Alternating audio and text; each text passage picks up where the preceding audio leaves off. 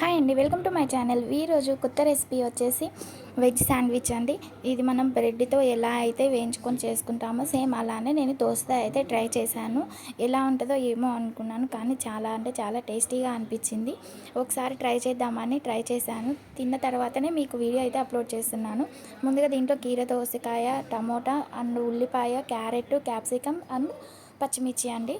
Capsicum, ఉల్లిపాయలు, tomato ఇవైతే సన్నగా తరిగి పెట్టుకోండి. అండ్ క్యారెట్, కీర దోసకాయ అయితే తురుముకోండి. ముందుగా ఒక ప్యాన్ తీసుకొని ఆ ప్యాన్ మీద మనం మామూలుగా దోశలైనా ఎలా వేసుకుంటాం అలా చిన్న చిన్న దోశలైనా వేసుకొని చేసుకోండి. నేనైతే షేప్ గురించి అని చెప్పి ఒక స్పూన్తో ముందుగా మార్క్ చేసుకొని ఇలా షేప్ లెక్క వచ్చేలాగా చేసుకున్నాను. ఆ తర్వాత వెజ్ మోయినైజ్ వేసేసి దీనికి మనం బ్రెడ్కి ఎలా అయితే అప్లై చేసామో అలానే దోశకి అయితే అప్లై చేశాను. దోశకి అప్లై చేసిన తర్వాత ఈ వెజ్జీస్ అన్నీ ఉన్నాయి కదండి, మీరు ముందుగా ఒక బౌల్ తీసుకొని అన్ని వెజిటేబుల్స్ వేసుకొని మోయినైజ్ వేసుకొని కలుపుకొని అయినా ఇలా దోశ మీద అప్లై చేసుకోవచ్చు.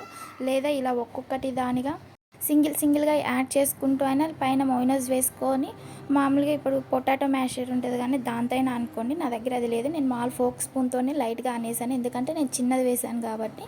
ఆ తర్వాత ఈ 2 సైడ్స్ వేయించుకున్న చిన్న దోశ ఉంది కదండి, మామూలుగా బ్రెడ్ ఎలా అయితే పెడతాం ఇలా దోశ కూడా అలానే పెడితే వేడివేడిగా మనకి వెజ్ శాండ్విచ్ దోశ అయితే రెడీ అయిపోయింది. చాలా అంటే చాలా టేస్టీగా అనిపించింది. మీకు కూడా నచ్చితే లైక్ చేయండి అండ్ షేర్ చేయండి.